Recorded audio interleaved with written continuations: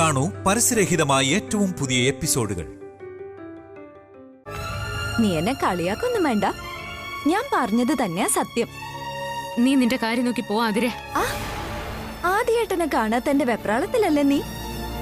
നിന്റെ ശത്രുവല്ലേ ആദ്യേട്ടൻ? അങ്ങനെ ഒരാളിന് വേണ്ടി നീ എന്തിനാ ടെൻഷൻ ആവുന്നേ? ആദ്യേട്ടൻ വന്നാൽ എന്താ, വന്നില്ലെങ്കിൽ എന്താ? നീ പോയി ഉറങ്ങണം. ആദ്യേട്ടൻ എപ്പോഴോ വരട്ടെ എന്ന് നീ കരുതണം.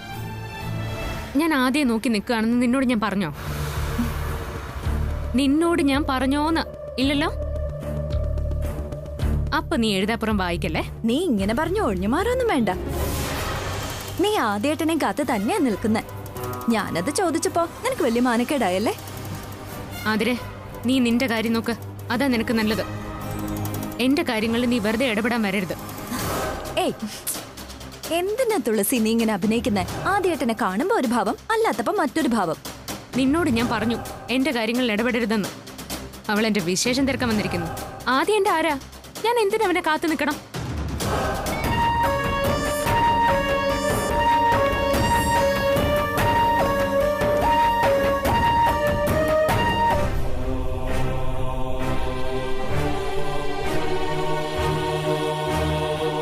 രണ്ടും കൽപ്പിച്ച് ആദ്യം വിളിച്ചാലോ? അവനെ വിളിച്ച് അവൻ എവിടെയുണ്ടെന്ന് അന്വേഷിക്കുന്നതിൽ എന്താ കുഴപ്പം? മറ്റാരുടെ മുന്നിലല്ലല്ലോ ഞാൻ താഴ്ന്നു കൊടുക്കുന്നത്, ആദ്യയുടെ മുന്നിലല്ലേ. എന്തായാലും വിളിക്കാം.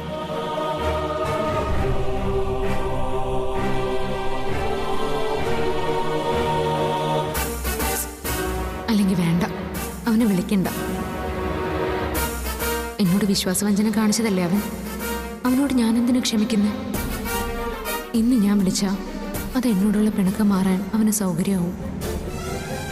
നാളെയും അവൻ ഇങ്ങനെ തന്നെ പെരുമാറും. പലതും എന്നിൽ നിന്ന് മറച്ചു വയ്ക്കും. വേണ്ട, അവനെ വിളിക്കണ്ട, അതാ നല്ലത്. അവൻ എവിടെ പോയിക്കോട്ടെ, എപ്പോഴും വരട്ടെ.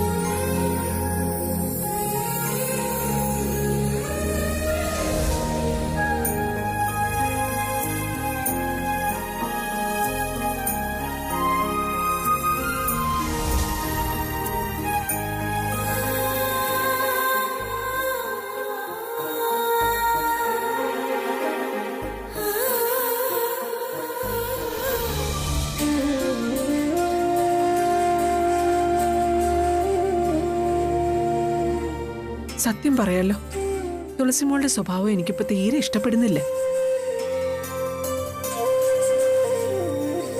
അവളെന്തിന് ഇവനെ മാത്രം അവഗണിക്കുന്നേ? എന്റെ മോൻ അവള് കാരണം വല്ലാതെ വിഷമിക്കുന്നുണ്ട് അല്ലേ? ഞാൻ എന്ത് ചെയ്യാനമ്മേ? എന്റെ വാക്കുകൾക്ക് ചെവി കൊടുക്കാൻ പോലും അവൾ തയ്യാറാവുന്നില്ല. എടാ മോനെ, അവൾക്ക് നിന്നെ അങ്ങനെ വെറുക്കാനൊന്നും പറ്റില്ല. അവളുടെ ഉള്ളിൽ നിന്നോട് വെറുപ്പൊന്നും കാണില്ല. എങ്കിലും അത് ഉണ്ടെന്ന് നിന്നോട് അവൾ കാണിക്കുന്നതാ. ഈ അകൽച്ച ഇങ്ങനെ നീണ്ടുപോയാൽ ശരിയാവില്ല. എത്രയും വേഗം അവളുടെ പരിഭവവും പിണക്കവും ഒക്കെ മാറ്റിയെടുക്കണം. ഇമ്മീഡിയറ്റ്ലി അതിനൊരു വഴി കാണണം. അതാ ഞാൻ ആലോചിക്കുന്നത്.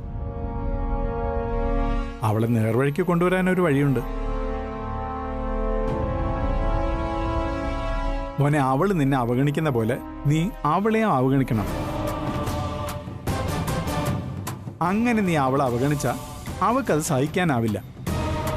അല്ല, അവഗണിക്കാന്ന് വെച്ചാ? അതൊക്കെ ഞാൻ പറഞ്ഞുതരാം. നീ ആദ്യം ആഹാരം കഴിക്ക. എന്താ ഞാൻ പറഞ്ഞത് ശരിയല്ലേ മാഡം? അവള് കളിക്കുന്ന അതേ നാണയത്തിൽ തിരിച്ചടി കൊടുത്താൽ അവൾ ഇവന്റെ അടുത്തേക്ക് വരില്ലേ?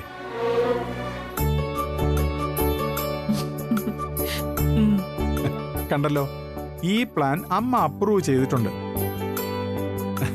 ഇത് ഞാനും നിന്റെ അമ്മയും അപ്രൂവ് ചെയ്ത് വിജയിപ്പിച്ച ടെക്നിക്കാ. ഇപ്പോഴും ഞങ്ങൾ അങ്ങനെ തന്നെയാ. ഞാൻ മൈൻഡ് ചെയ്തില്ലെങ്കിൽ ഇവള് താനേ വരും. ചുമ്മാതാ.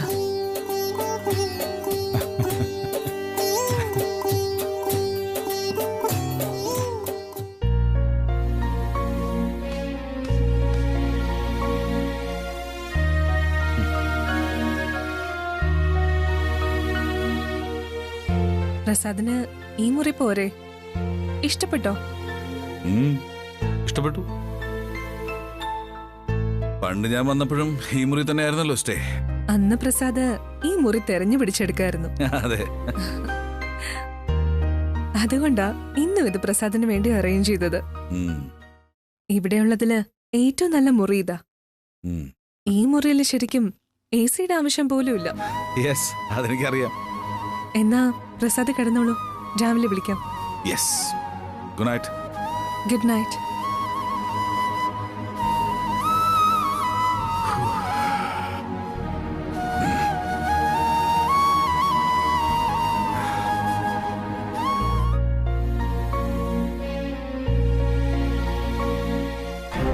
ഇനി അങ്ങോട്ട് നിന്റെ പതനമാണ്. എന്നെ ചതിച്ചിട്ട് വിജയായി ജീവിച്ച് നിന്റെ ദാരുണാന്ത്യം ഞാൻ കാണില്ലേക്ക്. ഈ നാണക്കേടും പേറി നീ എത്ര നാൾ ജീവിക്കും?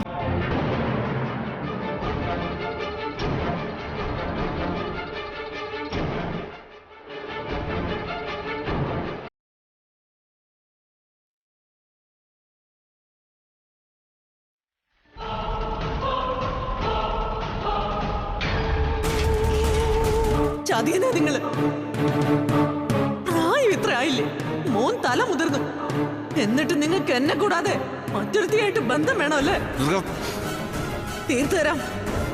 നിങ്ങളുടെ അവളുടെയും ബന്ധം ഞാൻ അവസാനിപ്പിച്ചു തരാം. നിങ്ങളെ അവളെയും കൊന്നിട്ടായാലും ശരി, ഇതിന് ഞാൻ തീർപ്പാക്കും. വിടില്ല ഞാൻ.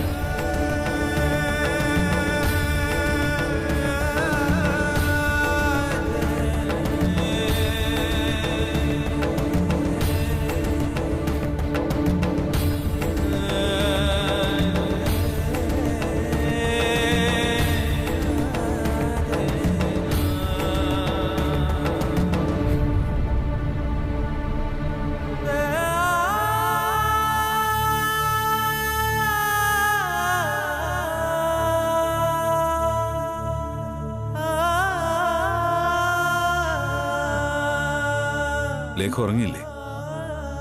ഉറക്കം വരുന്നില്ല. എന്റെ അവസ്ഥ അത് തന്നെ. മനസ്സിന് ഒരു സുഖവും തോന്നുന്നില്ല പ്രസാദ്. എനിക്കും. കണ്ണടച്ച രാജീവിന്റെ മുഖം തെളിഞ്ഞു വരുന്നേ. അയാള് കാരണം ഞാൻ അനുഭവിച്ച വിഷമങ്ങൾ, അവഹേളനങ്ങൾ, അപമാനം, ഒരു സ്വസ്ഥതയും കിട്ടുന്നില്ല. ലേഖയ്ക്ക് രാജുവിന്റെ ഓർമ്മയാണ് ഉറക്കം നഷ്ടപ്പെടുത്തുന്നതെങ്കിൽ എന്റെ ഉറക്കം നശിക്കുന്നത് ദുർഗ കാരണമാണ്. എല്ലാം മറക്കാൻ ശ്രമിച്ചാലും ഒന്നും മനസ്സൊന്ന് പോകുന്നില്ല. അവളുണ്ടാക്കിയ പ്രശ്നങ്ങൾ ഒന്നിനു പിറകെ ഒന്നായി ഞാൻ പോലും അറിയാതെ എന്റെ ചിന്തയിലേക്ക് വന്നുകൊണ്ടിരിക്കുക. കഴിഞ്ഞൊക്കെ മറക്കാൻ എന്തു ചെയ്യണമെന്ന് ആലോചിച്ചിട്ട് ഒരു സൊല്യൂഷൻ കിട്ടുന്നുമില്ല. പ്രസാദ് ഇത്രയും പ്രോബ്ലമാറ്റിക് സിറ്റുവേഷനിലൂടെ കടന്നു പോകുന്നതെന്ന് ഞാൻ ഇപ്പോഴാ അറിയുന്നത്. നമ്മുടെ രണ്ടുപേരുടെയും ജീവിതം ഒരുപോലെയാണല്ലോ പ്രസാദ്. ശരിയാ, നമ്മൾ രണ്ടുപേരും തുല്യ ദുഃഖിതരാ ലേഖ. നമ്മൾ ആഗ്രഹിച്ച പോലെ ഒരു ഫാമിലി ലൈഫ് ആയിരുന്നില്ല നമുക്ക് കിട്ടിയത്. ലൈഫ് സ്പോയിലായിപ്പോയി. ഇനി അതിന്റെ നിരാശയില്ല, വേദനയില്ല, ശേഷിച്ച കാലം തള്ളി നീക്കേണ്ടി വരുമെന്നാ തോന്നുന്നത്. അങ്ങനെ ജീവിച്ചിട്ട് എന്ത് കാര്യം? ചത്തതിനൊക്കുമേ ജീവിച്ചിരിക്കലും എന്നൊരവസ്ഥ. എനിക്ക് പ്രസാദിനെ ആശ്വസിപ്പിക്കണമെന്നുണ്ട്. പക്ഷെ ഇത്രയും വേദനയിൽ കഴിയുന്ന ഞാൻ പ്രസാദിനെ എങ്ങനെ ആശ്വസിപ്പിക്കും? നിനക്ക് മാത്രം എന്നെ സമാധാനിപ്പിക്കാനാവൂലേക്ക. എന്നെ മനസ്സിലാക്കുന്ന ഒരാൾ അത് നീ മാത്ര. നമുക്ക് നമ്മുടെ ദുഃഖങ്ങൾ പരസ്പരം പങ്കുവയ്ക്കാം. നമുക്കതിന് സാധിക്കും.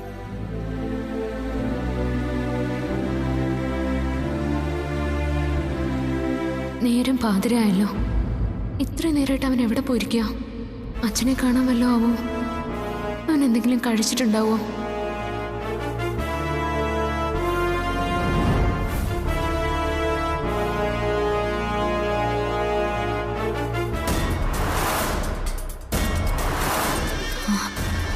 വന്നല്ലോ. ഇപ്പഴാ സമാധാനായ. മോനെ, അവള് നിന്നെ അവഗണിക്കുന്ന പോലെ നീ അവളെയും അവഗണിക്കണം.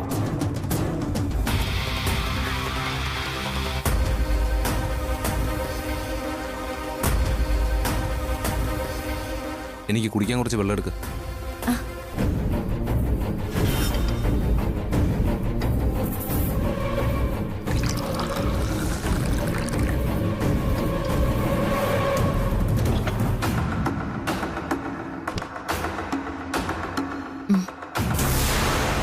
ആദ്യേട്ടാ,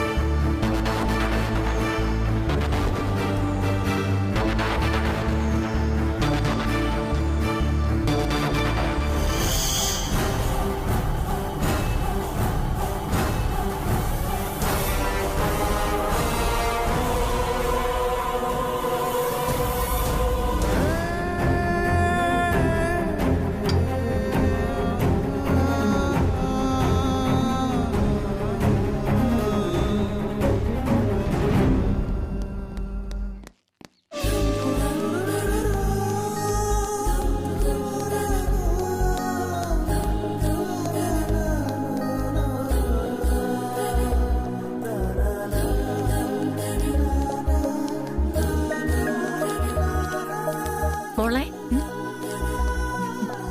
രവിശങ്കർ സാറിന്റെ മോളല്ലേ? അതെ. സാറിന്റെ കൂടെ പണ്ട് കണ്ടതാ.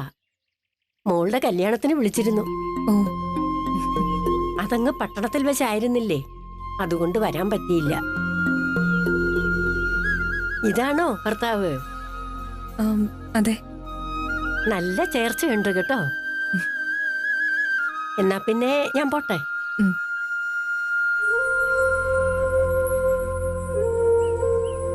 ഞാനങ്ങനെ പറഞ്ഞതിൽ എന്തെങ്കിലും കുഴപ്പമുണ്ടോ? എന്ത് കുഴപ്പം?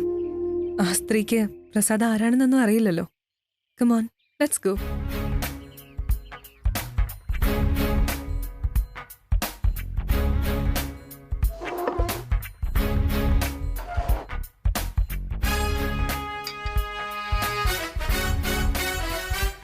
എനിക്ക് വിശക്കുന്നു.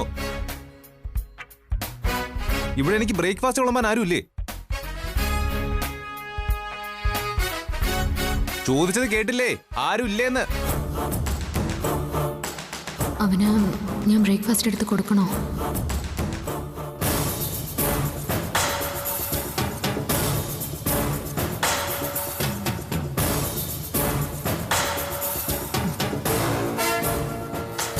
വേണ്ട, ഞാനായിട്ട് അവനെടുത്ത് കൊടുക്കണ്ട.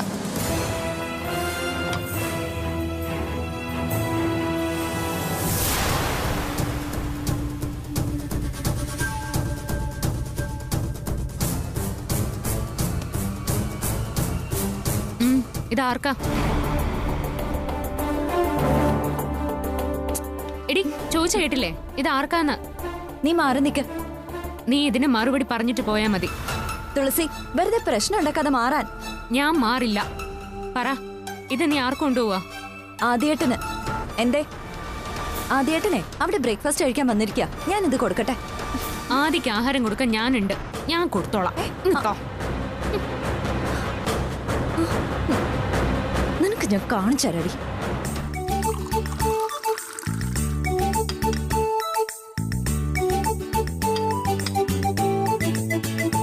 വിളമ്പട്ടെ ആദി?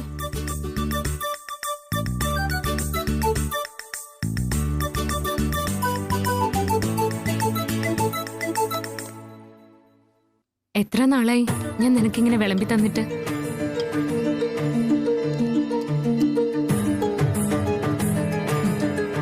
കഴിക്കാതെ.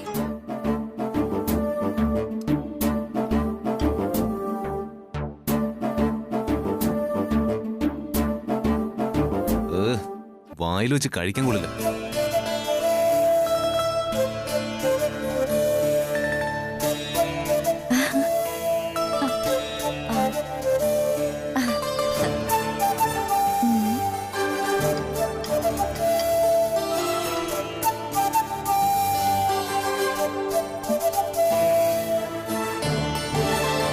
എന്നാ ഇതൊന്ന് കഴിച്ചു നോക്കാദ്യേട്ടാ.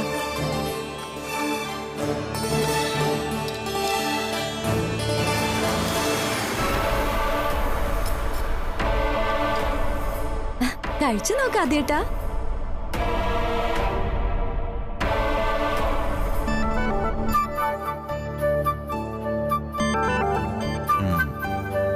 ഇപ്പൊ നന്നായിട്ടുണ്ട്, നല്ല ടേസ്റ്റ്.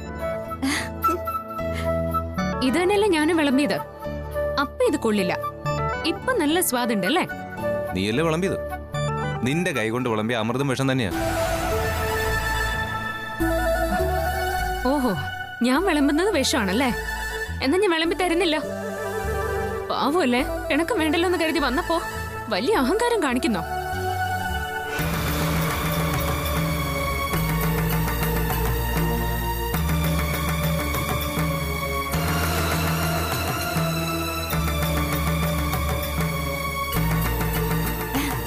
അപ്പോ ഞാൻ വിളമ്പി തരുന്നത് അമൃതാണെന്നല്ലേ ആദ്യേട്ടൻ ഉദ്ദേശിച്ച? മാമൂസ പറയും നല്ല ഐശ്വര്യമുള്ള കൈ എന്റെന്ന്. എന്റെ ഈ ഐശ്വര്യമുള്ള കൈ കൊണ്ടേ എന്ന് ഞാൻ ആദ്യേട്ടന് വിളമ്പി തരാം കേട്ടോ. ഇനി എന്റെ കൺമുമ്പിൽ കണ്ടുപോരുത്. നീ എനിക്ക് വിളമ്പുക വേണ്ട, എന്നെ ഊട്ടുക വേണ്ട. ഒരു ഐശ്വര്യമുള്ള കൈയും കൊണ്ട് വന്നേക്കുന്നു. തുളസി നിൽക്കുമ്പോ ഞാൻ പലതും പറയും. അത് കേട്ട് നീ എന്നോട് ശൃംഗരിക്കാൻ വരണ്ട. നോക്കി കഥ കടന്നു കൂടി.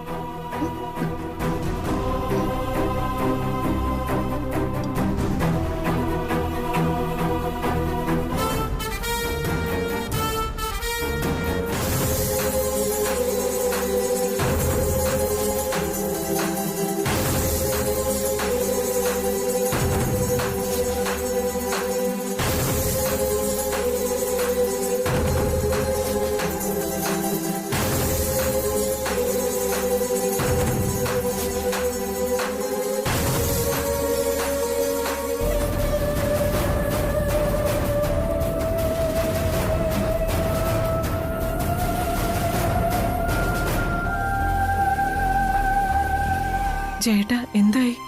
പ്രസാദേട്ടനെ കുറിച്ച് എന്തെങ്കിലും വിവരം കിട്ടിയോ? ഇല്ല പ്രിയ, കാണാൻ സാധ്യതയുള്ള എല്ലായിടത്തും അന്വേഷിച്ചു, എവിടെയും ഇല്ല. 2 ദിവസത്തേക്ക് ലീവ് എടുത്തിട്ടുണ്ട്. ലീവ് ആപ്ലിക്കേഷൻ മെയിലിൽ വന്നിട്ടുണ്ട്. അങ്ങനെയാണെങ്കിൽ ഏട്ടൻ അവളോടൊപ്പം തന്നെ ഉണ്ടാവും. അതിനു വേണ്ടിയാവും ലീവ് എടുത്തു പോയത്. ചേട്ടാ, ഇനിയും നമ്മൾ വെയിറ്റ് ചെയ്തിരുന്നിട്ട് കാര്യമില്ല. പ്രസാദേട്ടനെ എത്രയും പെട്ടെന്ന് തിരികെ കൂട്ടിക്കൊണ്ട് വന്നേ മതിയാവൂ.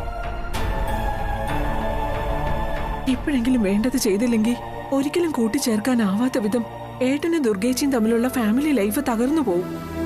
അതെനിക്കും തോന്നുന്നുണ്ട്. ഒരു വീണ്ടും വിചാരമില്ലാതെ പ്രസാദേട്ടൻ എന്തേ കാട്ടി കൂട്ടുന്നത്? അവളോടുള്ള അടുപ്പം കൂടിയത് കാരണമല്ലേ ഏട്ടൻ അനാവശ്യമായ പ്രശ്നങ്ങളിൽ ചെന്ന് ചാടിയത്, നാണം കെട്ടതും. എന്നിട്ടും അതിനെക്കുറിച്ച് ഒന്നും ചിന്തിക്കാതെ, ആ നാണക്കേടൊന്നും ഓർക്കാതെ വീണ്ടും അവളുടെ പിന്നാലെ പോയിരിക്കും. ഓർക്കുമ്പോ എനിക്ക് ഏട്ടനോട് അവജ്ഞ തോന്നുക. മാഡത്തിന്റെ പിന്നാലെ പോരുതെന്ന് ഞാനും പ്രസയെ അഡ്വൈസ് ചെയ്തതാ. എവിടെ പ്രസ അത് കേൾക്കാൻ കൂട്ടാക്കിയില്ല. ഇങ്ങനൊരു സിറ്റുവേഷനിൽ മാഡത്തിനെ അവഗണിക്കുന്നത് മര്യാദയല്ലെന്ന പ്രസയുടെ ഭാഷ്യം. അവരായിട്ട് വരുത്തി തീർത്ത പ്രോബ്ലം അവരായിട്ട് തന്നെ മാറ്റിക്കോട്ടെ എന്ന് ഏട്ടന് വിചാരിച്ച പോരായിരുന്നോ? അവരുടെ പിന്നാലെ പോയാ അത് ഏട്ടന്റെ ജോലിയെ കൂടി ബാധിക്കുമെന്ന് എനിക്കിപ്പോ തോന്നുന്നത്. ഓഫീസിലൊക്കെ എല്ലാരും ഇത് തന്നെയാ ചർച്ച. അത് കേൾക്കുമ്പോ മനസ്സിന് വല്ലാത്ത പ്രയാസം തോന്നും. എന്നെയും നമ്മുടെ ബന്ധുക്കളെയും പരിചയക്കാരെയും ഒക്കെ വിളിച്ചു ചോദിക്കുന്നു. അവരുടെയൊക്കെ സംസാരം കേൾക്കുമ്പോ തൊലി ഉരിഞ്ഞു പോവുക. ഇനി എവിടെ പോയി പ്രസയെ അന്വേഷിക്കും? അവരെവിടെയുണ്ടെന്ന് അന്വേഷിച്ചാ മതി. അവിടെ തന്നെ ഏട്ടനും കാണും. മാഡം ഇപ്പൊ എവിടെയായിരിക്കും? എവിടെയായാലും അത് ഉടനെ അന്വേഷിച്ച് കണ്ടെത്തണം. ഒട്ടും വൈകാൻ പാടില്ല ജയേട്ട.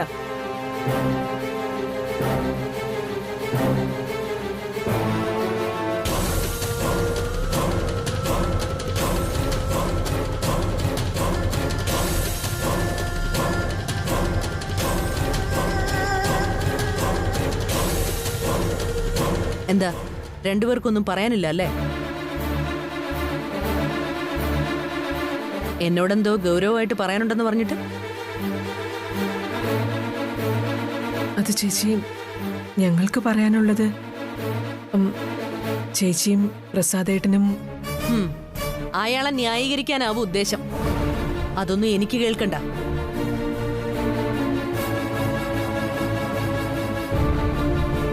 നിനക്കയാള് സൽഗുണ സമ്പന്നനും സ്നേഹനിധിയുമായ ചേട്ടനും ഒക്കെ ആയിരിക്കാം. ജയൻ അയാള് പുന്നാര അളിയനും ആയിരിക്കാം. പക്ഷേ എനിക്കയാള് വെറുക്കപ്പെട്ടവനാ.